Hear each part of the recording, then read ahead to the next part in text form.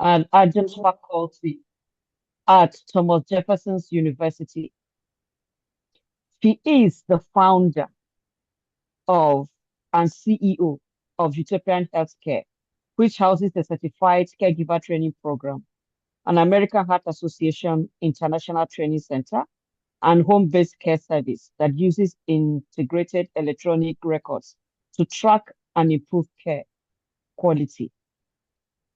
Her programs have certified over 600 people in BLS, trained more than 1,300 caregivers, and contributed over 500,000 internship service hours through outreach across Lagos, Abuja, and Enugu. Her team have screened over 4,000 plus individuals for silent threats like hypertension and other non-communicable diseases. She is the founder of SQUAN, Safety and Quality for African Nurses, a new and upcoming movement to bring nurses to table as co-leaders of quality and safety, and serves as AFCO chair of the African Community of Practice. Her personal mission is simple and powerful: to be the best wife, mother, daughter, sister, godmother, cousin, and friend she can be, and to be the best patient safety advocate she can be. Please join me in welcoming Chika Odiomene.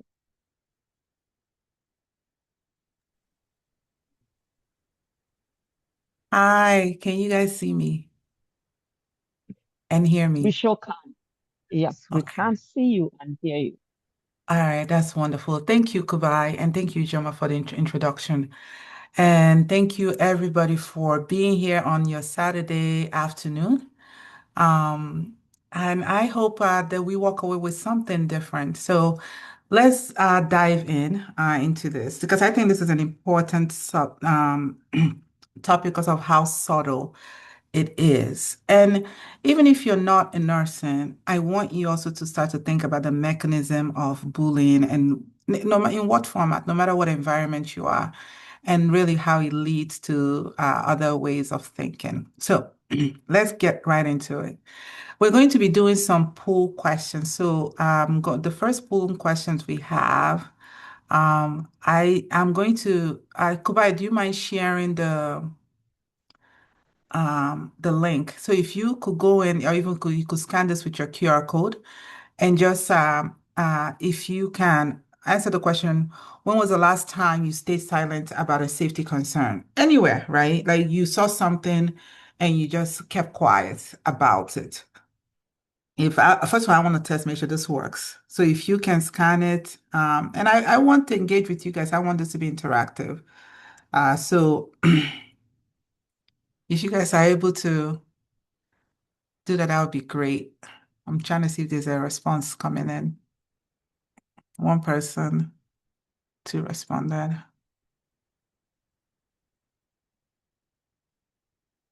I'm not seeing the results. Okay, it's coming in now. Within the last week. I can't remember. Okay. So three just mean that three people were able to get into. Anybody else? There's one more person put in. Okay, that's fine. Let's not spend too much time on it. I'm just interested to see. And this was actually really designed to sort of jog your memory. Let me get out of here. Uh, one second. I'm going from screen to screen, so forgive me if. Okay, there you go. So this was really designed to ask, when was the last time you actually had this experience, and hoping that you noticed there was a safety concern, but you opted to be quiet. And at that moment, you're not thinking about why am I choosing to be quiet at this time? But that's exactly what I want to call to your attention. Why do you choose to be quiet when there is a safety concern? Second, let me take this into. So let's talk about also what is the last safety concern you saw, but you chose not to be loud about it. Again, this is the thing is the trick here is you saying, I knew that was a concern, but I opted to be quiet because I'm not going to risk being humiliated like I have been in the past. Why do we keep quiet? And often these things, they don't package themselves as we just sort of we experience a hit in our life or in our work experience, and it leads to the next level and it leads to the next level. By the time you know it, we just shut down and we don't actually process that this is exactly why we've landed where we are. So silence happens a lot of times because of fear of retaliation, fear of humiliation, fear of being labeled. It could be difficult, or it could even be that you're stupid, you don't know what you're doing. But there's some labeling that goes with that because you've probably experienced it, even maybe directly or indirectly. There's also the fear of being ignored. There's also the silence. Silence is actually a clinical event now.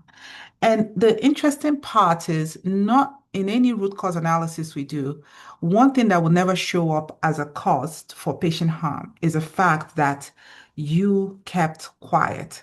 It will show up, but why did you keep quiet will never show up. That fear of retaliation, that fear of humiliation, that fear of being labeled, that fear of being ignored will never show up. Guess one thing?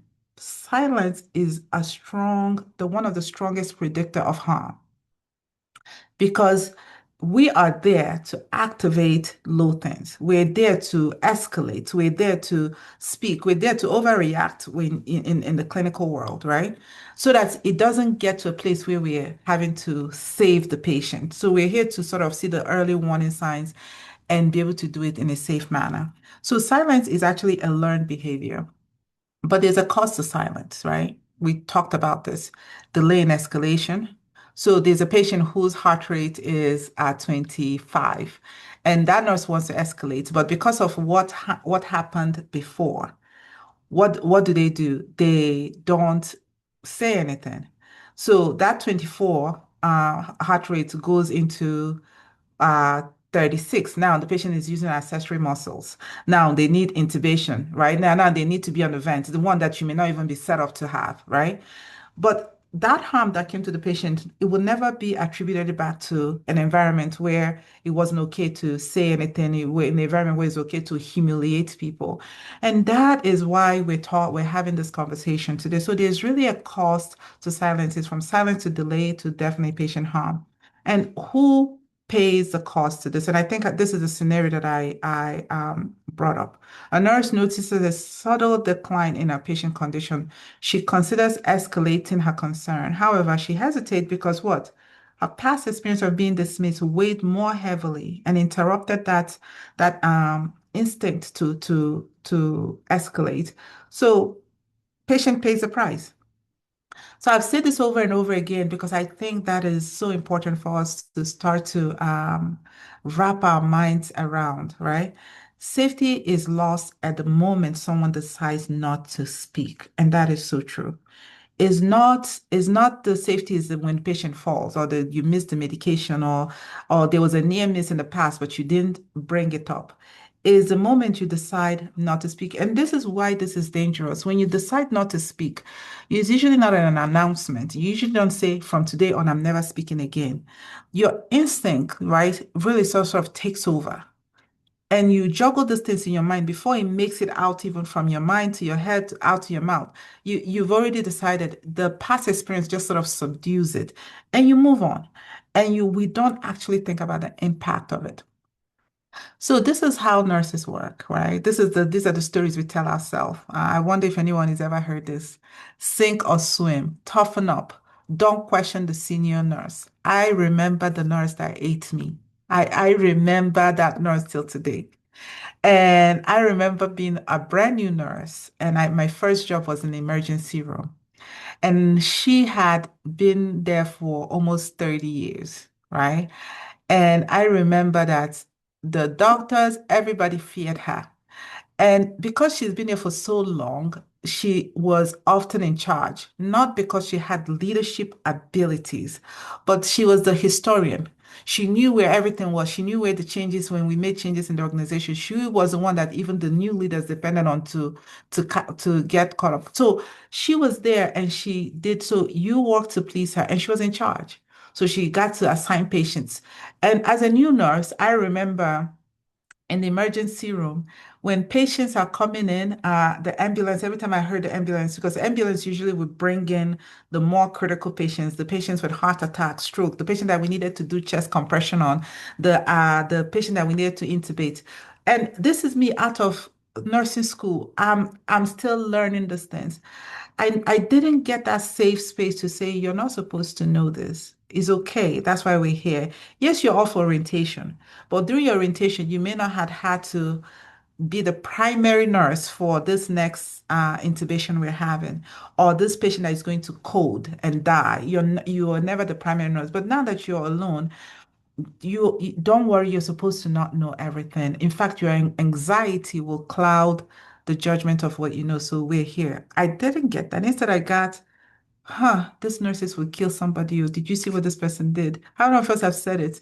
We have the saying here in the US that July is a dangerous time to be in a hospital because that's when the all the new residents are going into being doctors and whatnot.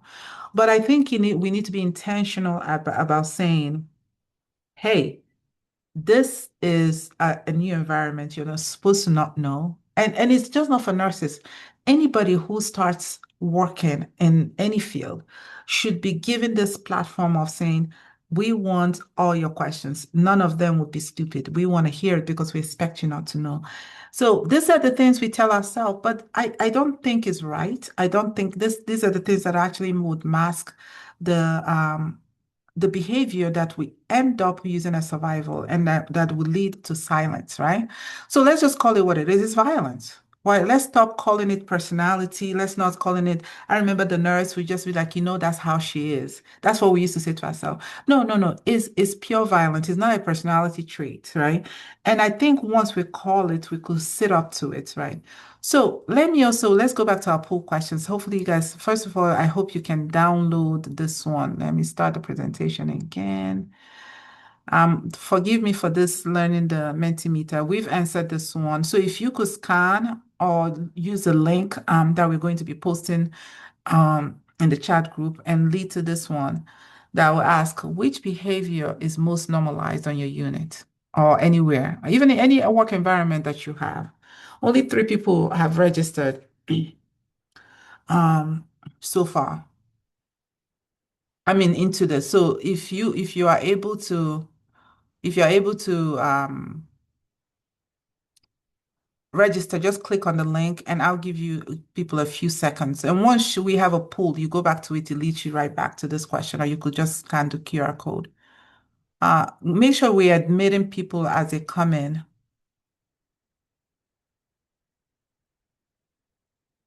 So I think there's going to be a lot of internet fluctuation.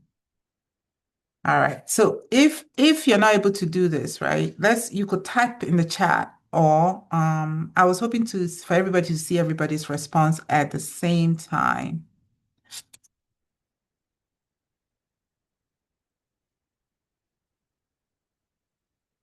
So you can. Have you seen any of this behavior? Again, the reason why this question is here is really for you to see what not to normalize, right?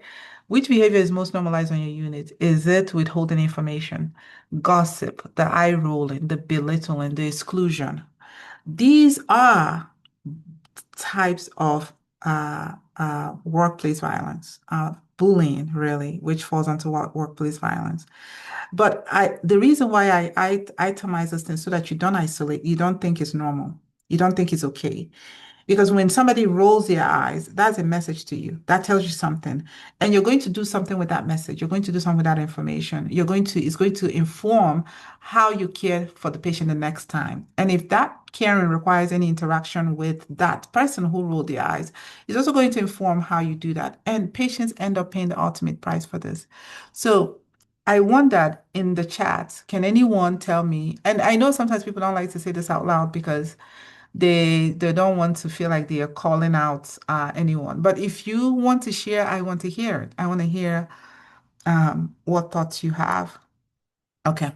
So let's look at what does lateral violence mean. Lateral violence is this is it is repeated pattern harm between nurses. So is repeated and is a pattern. When that nurse that ate me, I predicted that every time I went into work that this is what will happen. She did it to me. She did it to the next people. And when I talked to people that had been there maybe a year or two before me, they had the same experience. And I'm sure I told people that came after me, oh yes, so that's just, that's how she is. So we repeat this pattern. So as it becomes so is harassment, is discrimination, is generalized often as workplace abuse. So what does it look like? It looks like all the things that I we put in that pool question: withholding information, eye rolling, sighing, belittling, doing handoff, gossiping in the background, sabotaging, right? So let's be clear about the difference between a conflict and lateral violence. That conflict is disagreement, is issue focus, and can be healthy. We are not all going to agree, right? And that's okay. And part of the things we learn as we mature is really how do you have a healthy conversation about something that you disagree on? It doesn't mean that we're not friends anymore. We're not all supposed to agree on the same thing. We can agree to disagree, and that is actually healthy. That's pulling different point of views into a bucket. And sometimes, a lot of times, they don't agree, they don't, hug each other initially. But with time, if your mindset is, I want to grow and learn from other people, you find that you start to even learn from how people see things differently from you. Lateral violence is socially coded, is always there, is veiled, is a pattern. Is that knot you get in your stomach when you see that person or you have to go to work and you're not thinking about the patient load? You're thinking about the psychological drain from working in that environment.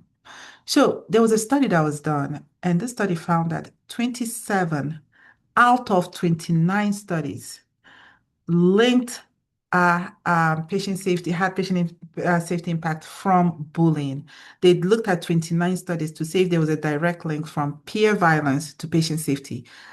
Out of the 29 studies they looked, 27 of them were able to correlate this. And the consequences of peer violence, again, delays in speaking up, which makes sense. If you are humiliated and insulted, you're going to not just speak up about patient safety.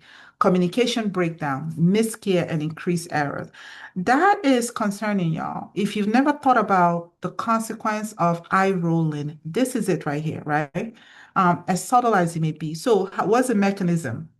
There's peer violence that creates fear, that creates silence, that creates delay in care and harm. And who is the ultimate prize winner for this?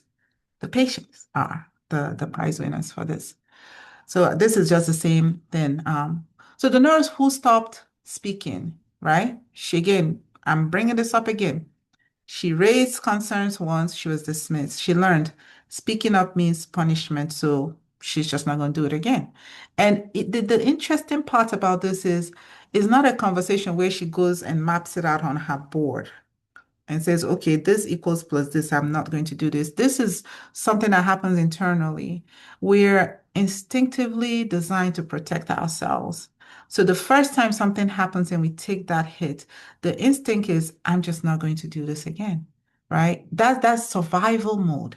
And we are all poured into the survival mode. And I want to also call this to your attention because sometimes you may carry on experiences from prior organizations into the new one. So with the moment something looks like what you experienced in the past, you shut down again. So I want us to actually recognize that this is what we do a lot of times, and we don't call a meeting with ourselves to do this. We just make that decision almost there, like, okay, this is how I protect myself. Again, Joint Commission recorded that these things they lead to a lot of harm. And eroded trust is something that I want to talk about. One of the things that happens with workplace violence is eroded trust for the patient because however the environment is, think about when you cook, right? You have recipe, you're in your kitchen. that whatever it is, how your kitchen is or the equipment you have to work with is going to reflect in how this food tastes, whether you like it or not, right? Sometimes I like my charcoal cooking food because it tastes better. You guys know when you roast something versus when you fry it versus when you bake it.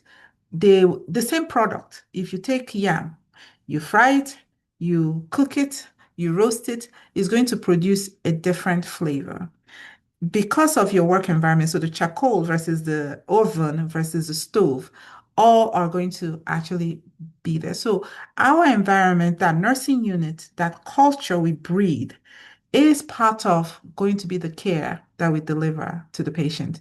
And if it's a place of violence, if it's a place that accepts bullying, if it's a place that people are silent often, we're going to give care that will have patients erode trust in the healthcare system.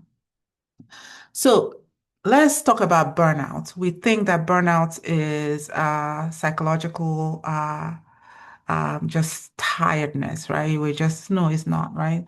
Burnout is emotional exhaustion that leads to cognitive overload, and then that leads to you being less vigilant. So burnout is not burnout is really a factor of the environment that you work in, right?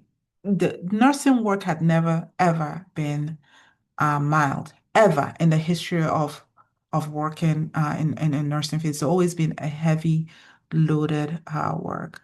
But the studies are finding that, and there's a study that found the percentage of place where there's psychological safety. If you work in a psychological safety, a safe environment, the workload, people maybe become more intentional about patient to nurse ratio, things like that.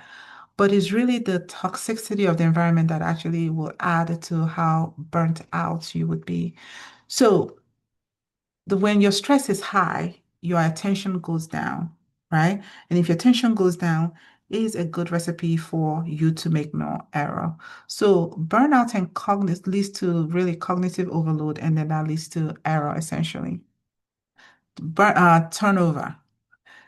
There's a study by Griffin that found that 60% of new nurses leave their first job within 6 months due to verbal abuse. And who is more the new nurses are going to be more susceptible to verbal abuse because they're the ones who are sort of, no, I mean, you're coming in with this anxiety of not knowing, and you're handed a patient life to make sure that they don't die. I mean, that mixture is just going to produce so much anxiety. And then somebody tops it up with some kind of verbal abuse. It's just a recipe for you to say, I just can't do this, right? I don't want to harm anyone. I'm not capable. I'm not equipped. So this is where so we call it that they didn't swim, they sank, right? But we caused it. This is really profound and for us to think about. There's a cost to it, financial wound to this. In the US here, it costs 52K average, so it's 40 to 64K. Um, because anytime you have to replace a nurse, there's loss in productivity. When the nurse leaves, right now you're overwhelmed. There's the recruitment cost, trying to find another one. There's the orientation cost. There's the training cost. And you do all this only for them to leave in 6 months. And that's why you're finding sometimes even organizations saying, I'm not even training again. I don't want to train because we train them, they leave. But it's a vicious cycle because if you don't train them, they won't know what to do. And they're exposed to this and it continues. But there's a cut there. This is actually really costly. And also, workplace violence in Africa. This study was done specifically in our continent, and they say that 62.3% of nurses. And if you're here, you're thinking is more. Where I work, we have more, but at least per this study, they say that 62.3% of nurses experience workplace violence. Verbal abuse being topping it all at the top. Bullying, physical violence, followed by sexual harassment. Um, the predictors of violence, people who are more susceptible to this would be younger nurses, female nurses, high workload environment, understaffing, which again, high workload environment and understaffing sort of defines our entire work environments in. We have nursing shortage that is not new. I don't know if there are places where they are fully staffed. Long wait times, poor communication, and low lack of reporting system. And certainly substance abuse. It can lead to actually clinicians starting to use substance abuse to cope. This ranked the types of bullying by workplace and verbal abuse and social exclusion took almost half of the pie. A gossiping and exclusion took almost half of the pie. And these are the things that we actually will accept. We accept that somebody will just verbally say something to us, we will accept it. We accept that some people are just gossiping about it, we accept it. But what we don't recognize is the moment we accept that we're going to make a lot of decisions based on those things, how we approach the next step. And again, the those we serve, they keep paying the price for it. So this study by Du and Kim found that 27% of the places they studied reported psychological safety. This is really low.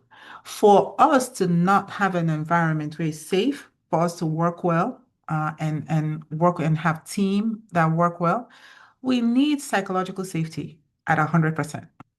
And the study that they did said only about 27%. So this is extremely low. And so if you don't have a place where it's safe to raise your hand and say it as it is without that fear of humiliation or retaliation, that is where you are, that is not there. And sometimes organizations they don't know that this is happening. It's not an intentional design. It's just that they don't measure it. They're not attentive to it. It takes a lot to be attentive to it because things like this, when you're looking at psychological safety, is not this one big event that you do.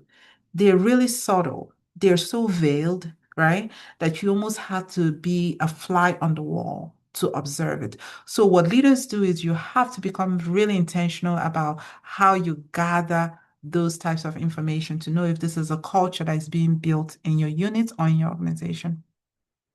All right. I don't know if, oh, excuse me, sorry. I lost my mouse. 1 second. 1 second, please.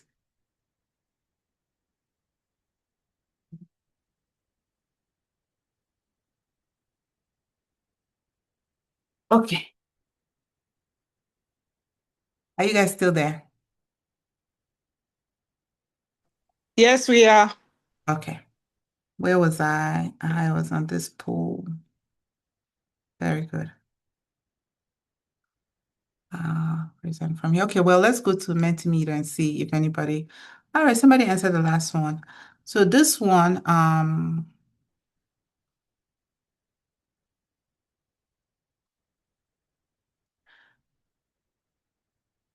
says, have you ever been bullied at work? Let me see if anybody, I'm interested to see if this one works. So please indulge me at this point.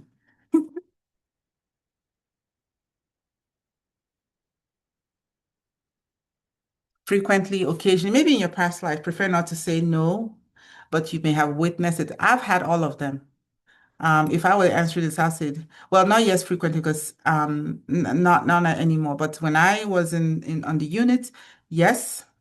Occasionally, I witnessed it many times, and I didn't even think to myself that I could say anything. I prefer not to say. Well, it's okay, but somebody responded, "Thank you," and we will never know who responded to this. So don't worry. There's no thing that will capture in the background that will tell me this person said this. But good to know that this works. Okay. Maybe I won't go back to current slide. Okay. So let's but reflect on this, right? How often have you had all those items we itemized, the gossiping, the eye rolling, the this? How often does that happen, right? But why do we think bullying happens? And there's a fascinating explanation that I have here that I thought it would be good for us to think about. It's a theory. It is not, I don't think it's been proven or directly linked to it, but it's a theory that is worth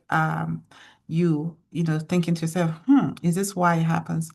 But let's also talk about the hidden cost of bullying, right? Financial breakdown. Remember, it takes about 40 to 64K, at least in the US. And if every country does their own assessment, it will just amount to the same. It's costly, no matter what, to for the turnover rate, right? Then you have absenteeism. This is when nurses are calling out, right? So per the US data, they found that 3,500 per nurse per unit because people are just saying, you wake up, you're like, I can't deal with this today, right? Cognitive overload, and then you call out. So the other thing is presenteeism. I want to talk about that. Presenteeism is that place where you just show up. You're just here. You're probably looking for the next job. You're praying that that interview that job you applied will call you, but you have to pay your bills. You have to eat, so you just show up, and that is what that is. And with that, you lose a lot of productivity, and you don't really want that. It's because of culture. It's because of a lot of things. So this is actually quite costly to organizations, and of course, litigation and patient harm costs, which is not often captured, is incalculable, but it is there. It is there, really hefty. So this the burnout pathway, we bully, we cause stress, we cause overload, we cause burnout, we cause error, and we cause turnover. This is not random, my friend. It's systemic, right? It's predictable. It's not something that we say, oh, okay, we don't know. It is a clear. So the moment we tolerate bullying, the one thing that we can guarantee is that patients will be harmed, nurses will have cognitive overload, they'll be burnt out, and they will leave. Those are good predictors of what will happen when we tolerate this type of event. So we say nurses eat their young. I asked my youngest son, I said, what do you see in this picture? He says, it looks like, well, he went into, is this a wolf or what kind of wolf? I'm like, please just answer the question. But what he said was so interesting to me. He said, it looks like the wolf is protecting the young. And that is what we should do. We should protect our young and not eat them, right? We should intentionally think about how do we protect our young? How do we honor them for taking this role to become a nurse? How do we honor our profession by mentoring them, coaching them, and guiding them? How do we implant our seeds in them what we've learned? So that they will continue to nurture this profession because it's all our responsibility to do so. So nurses eat their young, but why this falls short is this phrase hides the cause. Why does it happen? So we say nurses eat their young, and it becomes a familiar concept, that one that we've accepted, one that we just repeat and say it all the time, and act like it's just a usual, yeah, you swim, you either swim or you sink. But there's an operation theory here that I want us to investigate. This is one of the theories that I thought was really fascinating. It says that when you work in a low controlled environment with high accountability, with limited autonomy, it leads to powerlessness. So think about it. Think about nurses. We are highly accountable for patients' life. They hand us patients' life to make sure that they're okay, right? And then they give us no autonomy, right?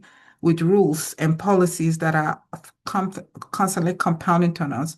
We have very limited, we don't have a lot of autonomy, and it's fine. We are in partnership with the physicians, so everyone sort of have their pathway.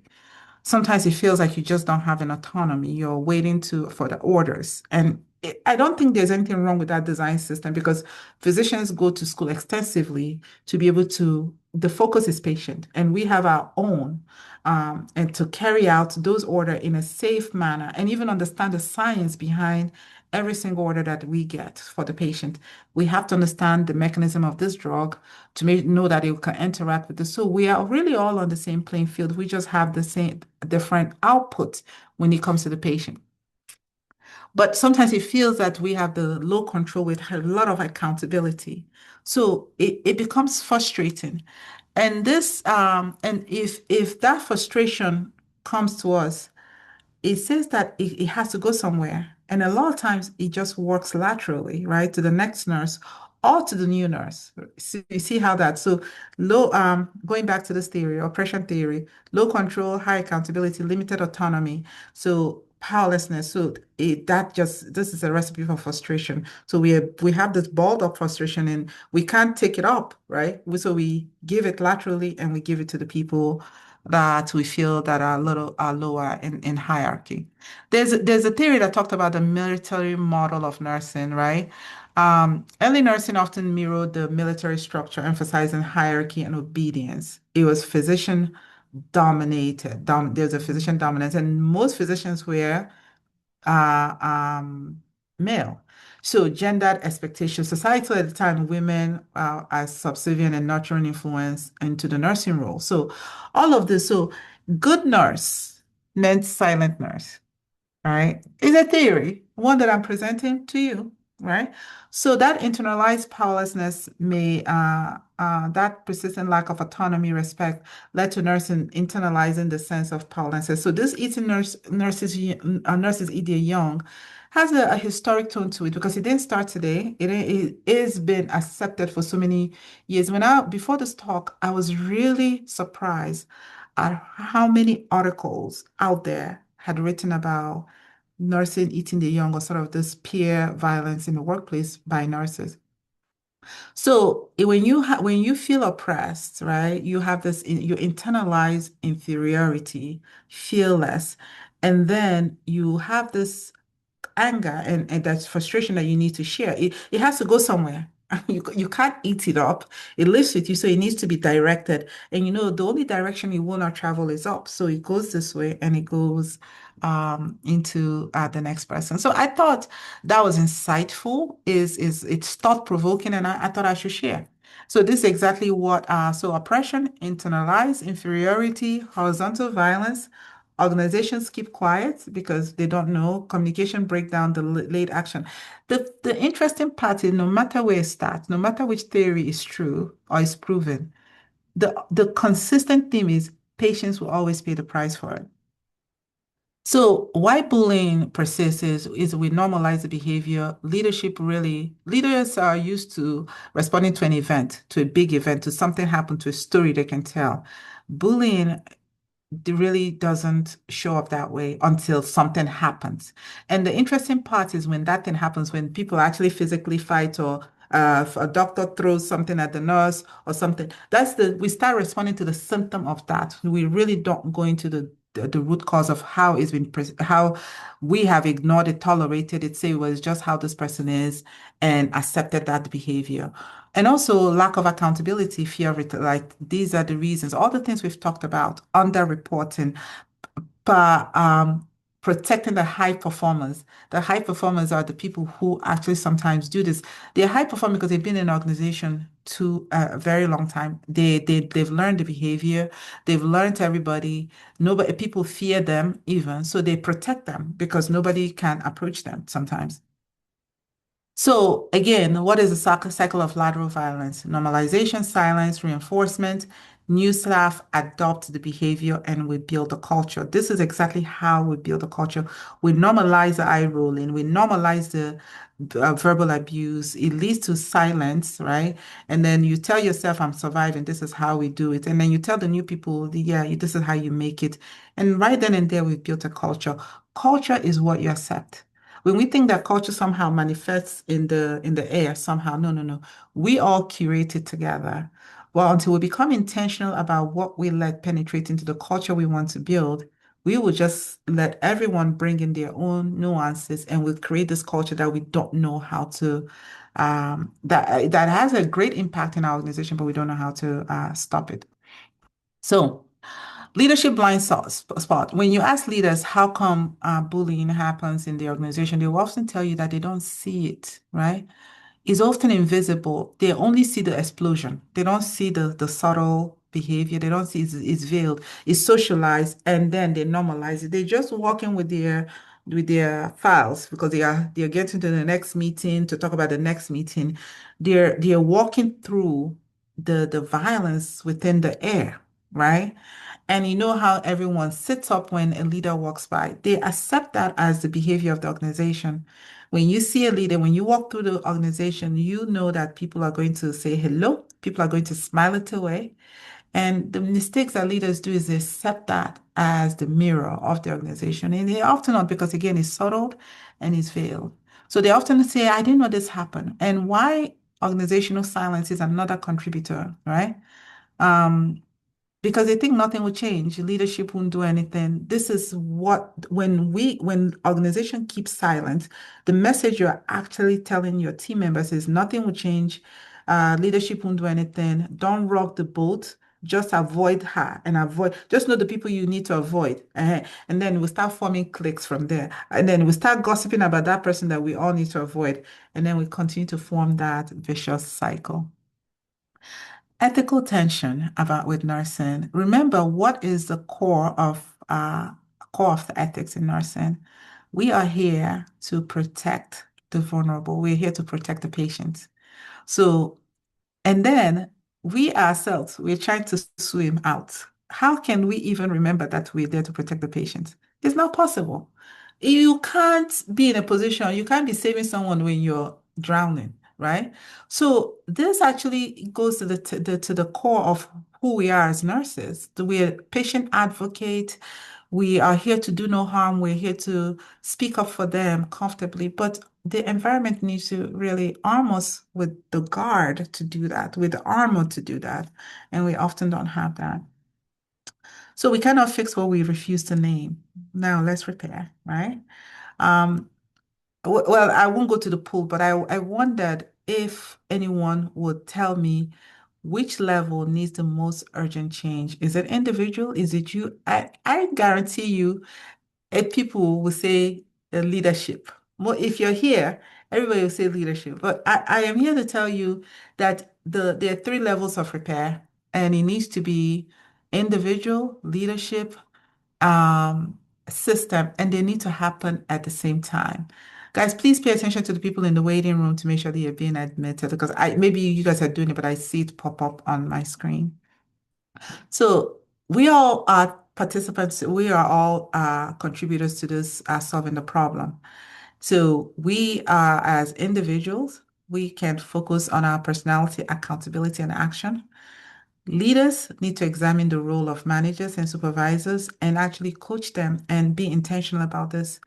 And our systems need to, yes, put policies in place, processes and organizations. No, it's not enough for a system to say, we want zero, this is zero bullying environment. We have zero tolerance for it. It's not enough. You have to make sure that you're measuring it and you're actually capturing if it's happening or not.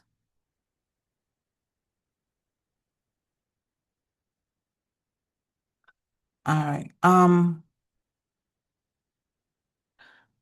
So let me make sure. So on an individual level, what are the tools you need to walk away with? Recognize incivility early, interrupt the behavior, document patterns, and avoid participating in gossip and supporting targets. We're not asking you to be a hero overnight. Please don't think that we're saying tomorrow you're gonna be like, hey, you're a bully. We're not asking that. But I think I'm hoping that on an individual level that you will start to see it and that awareness is going to prompt other behavior, even the decisions you're making without unconsciously making the I'm never going to speak up again decision. I'm never going to do this. And because now you recognize the impact of that decision that you made quietly in your mind, but weren't even aware that you made that decision. So we want, as an individual, recognize the incivility and call it out as soon as possible.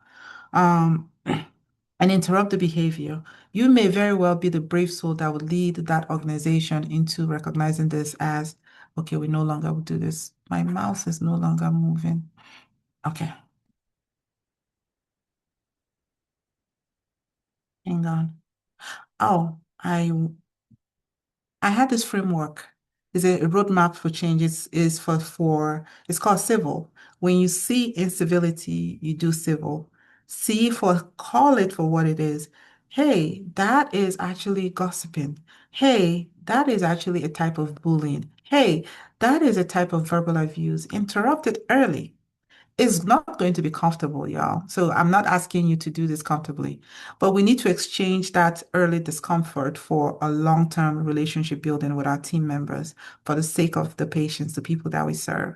So we need to get very comfortable with being uncomfortable about this. So that first time you're going to say, hey, um, that is actually gossiping. And there's some script that I have here that can help you in terms of how you frame it. Then you validate and you protect the person that is probably being bullied. Investigate if you're a leader and you lead repair. But the civil is a way to say when you see incivility, use civil as a framework for change. This is what you do at the individual level. Avoid participating in gossip, really, and support the target. If someone is, you say, that sounds, why don't you redirect this conversation back to the person for us to fix it? Think about the bigger goal. That whole gossip thing that we do in between us, it does nothing. It serves no one. It's just a waste of time. So redirecting it to a meaningful conversation is always important. So what do you do at that moment when you need to do civil? You're going to freeze, but it's okay to pause. Just pause and name the behavior. If you could do this alone, that would be wonderful. Use a cognitive script, which I'm going to share with you. Redirect the conversation to patient safety. Hey, my concern here is really about the patient. That 28 respiratory rate, when somebody say you're calling me for a respiratory rate of 20, do you want me to clap for you? No, I am merely concerned that patient is going to rise if we don't intervene. This could go into this. I'm afraid about accessory muscle use. I'm afraid that patient we should probably call for, does this patient have pneumonia? This doctor is not calling me back. Or this doctor that yells at everybody, I have to call because this patient could actually escalate. You have the science, you have the knowledge to understand what could happen. So redirect the conversation back to patient safety and document as soon as you can. So if an incident happens, document, debrief, seek support. This is mainly for leaders, right?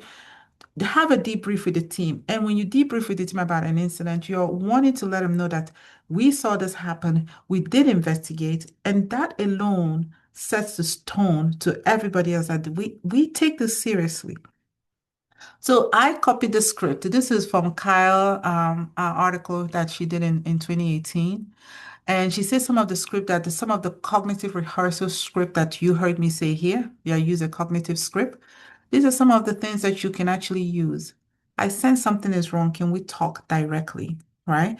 If this is something that is being said in front of everybody, in front of every, if someone is trying to humiliate you in front of everyone, you could actually say, can we talk privately? Also, when somebody is not holding back information, because that's part of bullying, right? People start to hold back information. You want to say something like, I need clear communication to provide safe care. So can you do this? Can we communicate clearly? Let's reset and speak respectfully. Somebody's yelling, right? If you start yelling back, it's not going to end up well. So let's reset and speak respectfully, right? And you could call it out. Part of calling when you withhold information, I'm going to compromise. You're going to compromise patient care. Redirect that language back to the patient.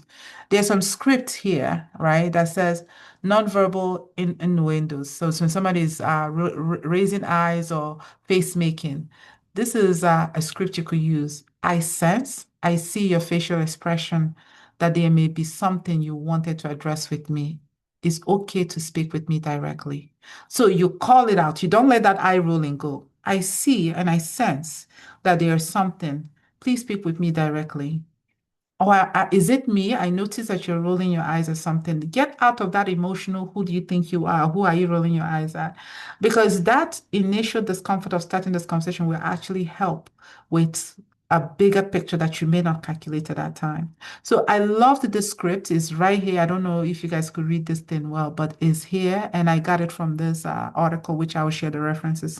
And I don't want to spend too much time on this, but I thought they were really useful script to use as cognitive script. Team, do not leave the target alone. You see one person being bullied, you all jump in, right? Normalize speaking up because the team can actually be a changing force on a unit. Normalize it. And what will happen is once people see that team tackle this together, even the leaders will follow. Even that's queen that everybody or the king that everybody fears will even follow. Use structured communication and debrief. Talk about it. Encourage each other. That was good. We stopped this one. But I think is first is being aware that first this is bullying, and second being intentional at saying no, we will never accept this is very important. So leadership responsibilities are be visible, intervene early, right? Protect the reporter. In fact, start an award system that says this person spoke up about patient care and the subtle patient care, and the patient was not harmed. Start to promote this, right? Address the patterns, not personality. Don't target people. Start to look at it's what happens, the patterns, the silence that people are keeping, the turnover. They start to look at that and start to don't focus on you are the problem. It's not a you. If someone is able to thrive in to bully people, the environment allowed that person to do that. If someone cannot thrive, if you're a bully, you may not be able to thrive an environment that does not permit you to do that. So model civility at all times so that your team could follow. Red flag that you need to see on a leader. So if you are ever interviewing for a job, I think you should be emboldened to ask about turnover rate, frequent transfer, clicks.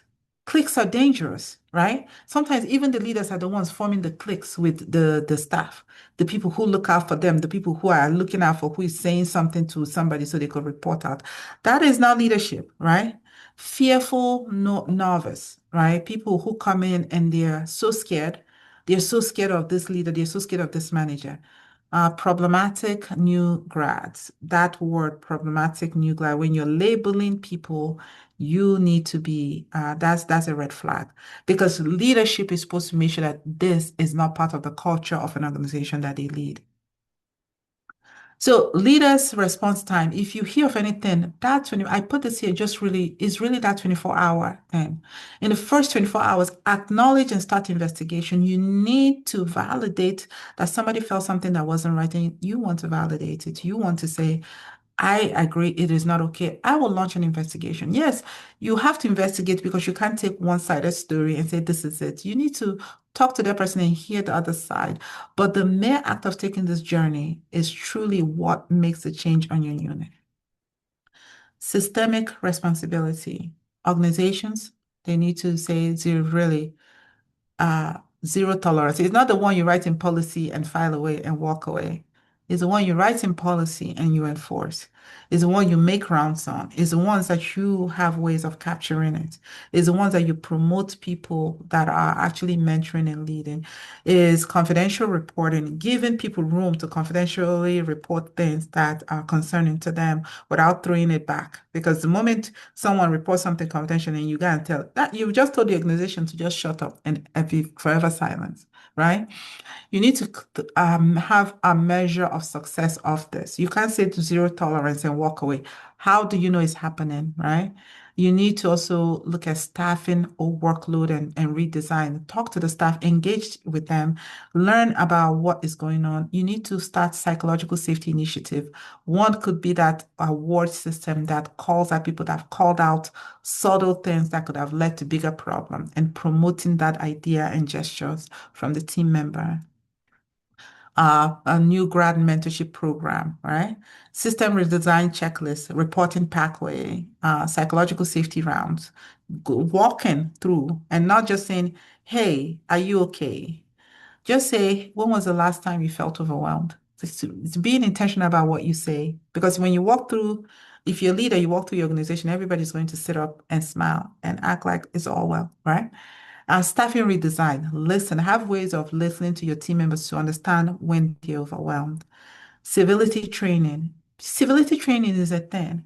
You can't assume that people have it and they will come into it. And sometimes those that have it, they will be oppressed if they are outnumbered, right? Anti-operation training, accountability structure, one that is transparent that everybody can be participants of. People just need to know that we don't take this lightly. That's what you need to send that message. It needs to be in the air of your organization that we don't accept that. So what works? Shared governance, empower staff through collaboration, collaborative decision making. Collaborate with the team member about work overload and what to do and ideas they may have. safety huddle, make it consistent, make it something that people every day that people can safely say stuff. Even if it's not about behavior, let it be about patient safety. I'm concerned about this patient safety. I saw this medication. These are the near misses that almost happened, and we called it out. Let it be a place where you celebrate the near misses because what you're doing is also telling people that we promote the subtle things because when we stop those subtle things, it doesn't lead to bigger things. Civility training. Don't assume that we all have the training coming into the organization. It may be one or two people that may have it or even think about it, but let it be a standard that let's train you, know what it looks like, right? Conflict resolution training. That's such a is a big skill. We focus more on the clinical skills, know how to do this, know how to do this, but the things that actually carry our intentions to the patients are this culture we create, this types of culture we create. Mentorship program. It would be nice to have a new nurse who gets assigned to somebody. If you went to boarding school in Nigeria, like I did, I remember having school mother. That's sort of like a mentorship program. I was a newbie. They were going to eat us for lunch, breakfast, and dinner, and recycle the feed in the next day. But that school mother was sort of like a protection. The structure wasn't really, not that type of school mother that protects you from being punished and somebody telling you to kneel down for 10 hours. But it's the type of mentorship that you know that even if you don't have a safe space amongst it, that this is a safe space. But intentionally designing mentorship program, a new grad residency program is another way of also promoting this. Again, this is another poll question that says, what would make the biggest difference? And the reason for this question, you would think that is this, and that, but this speaks to your pain point. If you say leaders, that means that you feel leaders are where it lacks the most. Real accountability is safer reporting. The things you've experienced will speak to what you point to. Okay. Um, let's talk about cycle of harm, oppression, silence, lateral violence, errors, or patient safety. Let's talk about the path to safety, education, leadership, culture change, and will lead to patient safety. So patient harm does not begin with errors. It begins with error. It doesn't begin at error. It begins when someone does not speak. And that's important to know. And when asking for help becomes risky, patients just inherit the risk. So again, this is a link to a patient. So the question I have for you is, which behavior will you no longer normalize, right? Which one have you thought of that you will no longer normalize? And I wondered if anybody could share that. And these are the references that we use for this talk. Happy to, if you want to look up any of those articles, please feel free to. So I will stop here to interact with you. It's been a lengthy talk, but I would love to hear unmute, raise your hand, and let's hear your thoughts.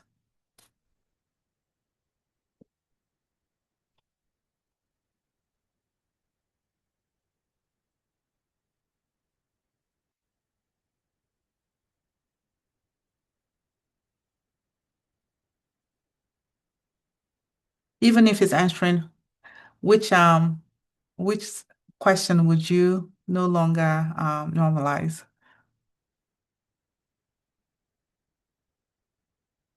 One thing as a CEO of Utopian Healthcare, I would not, I would have to find ways to assess the organizational culture because I recognize that somebody's not going to say this is the culture. It's not one thing that we're just going to label. So I will ask questions to decipher interactions between team members to ensure that that is not happening. All right, before we move forward, let me quickly tell you guys how you could get your certificate because I know that's part of this. If you are here, usually we wanted to have the webinar on Nova so you could get into the getting your certificate because we've had difficulties with that. So we are just having this on Zoom, and we're going to tell you if you go to Nova, if you could. The steps is really you register on Nova, you access a course, it's already on Nova, you complete the learning, take the quiz, and you download the certificate. So either go to nova.com or you could scan this QR code if it's scannable for you. And then either you register, either you register, you create an account. If you're an old customer, so just register, no, just sign in or if you're new, you register, and it will ask you this information if you're registering. Complete your registration, but if you are logging in, that means you've been there before. Just use your username and password. Once you get in, go to courses, and then search for the course When Nurses Eat Their Young. It will populate. You will see free course, enroll in the course. And then once you enroll in the course, go to learning page, and you will have three things to do. You've already done the content, that was a class. Now you take the quiz, and then you'll get your certificate. And once you finish again, take the course, click certificate icon, the certificate icon. I think I have another thing there. Once you click the certificate icon, you click on a course certificate here, and then it will say download the certificate. You can now download, it's all yours.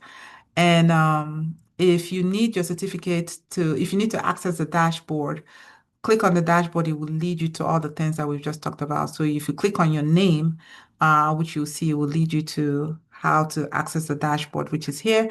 And then you see where it says certificate. Now, let's say you want to validate. So the certificate, it has numbers. So you could certainly have your certificate validated at any point. How the people go back to Nova, there's a QR code that will be on your certificate that anyone can scan, right? It leads them back to Nova, and they could plug in the certificate number. If you notice, this was an old certificate I have, and this is my number over here.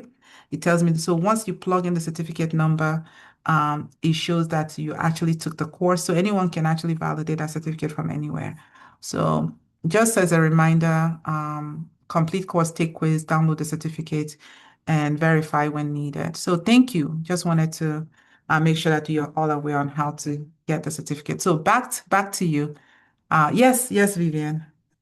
Yes, thank you so much, Chika, for the beautiful presentation. I mean, this is real life, right? And just to emphasize that bullying happens across all levels, not just the junior nurses. Sometimes it's between maybe more senior nurses with those that are just under them.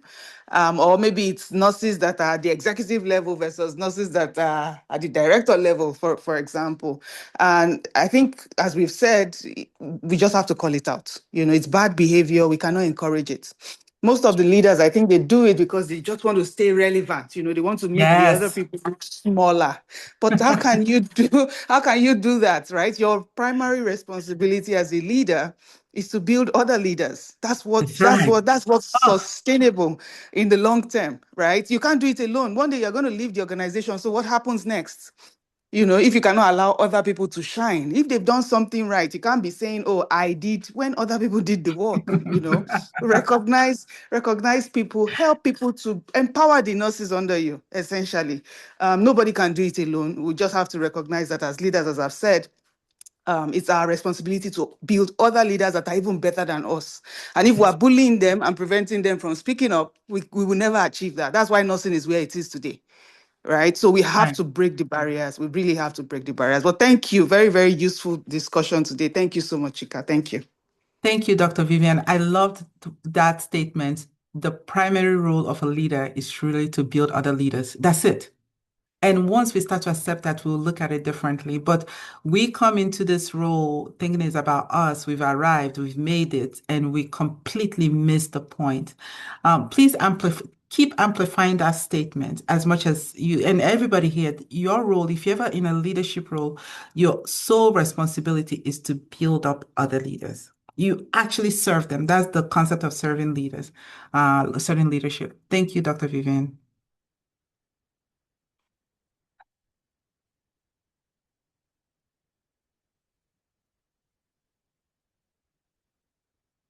Any thoughts?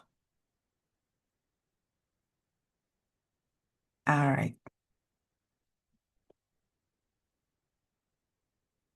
Back to you, Ijoma. Thank you, God. Thank you all for just taking time out of your busy schedule to be here. Much appreciated. Thank you, Ma, for the beautiful presentation. And I must say that even if you've been bullied or you're currently being bullied by your head, your chief, in the facility where you find yourself, you don't need to keep quiet. Because one, if in the face of harm, you keep quiet and it turns out negative. There is this guilt that sticks with you. Even after you go home, there is this guilt. And we need to keep speaking up because patients are people's relatives. You could be at work and your relative could be the patient.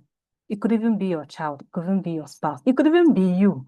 So despite the fact that maybe someone is trying to clamp you down, you have to keep your head high. And one thing I've noticed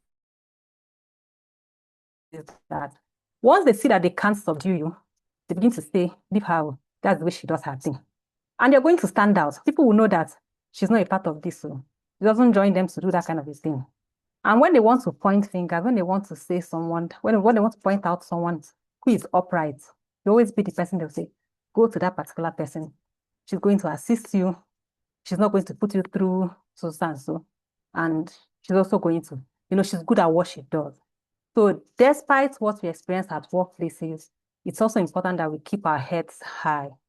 Thank you, Ma, for the beautiful presentation. And I believe that everyone here took something home. Thank you very much, our attendees. And it was a good time having you guys. Thank you.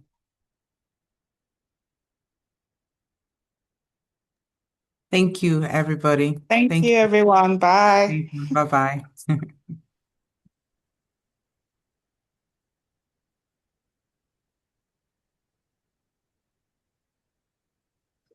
How are you, ma? Don't run away. Hope you're Wait, fine. stop.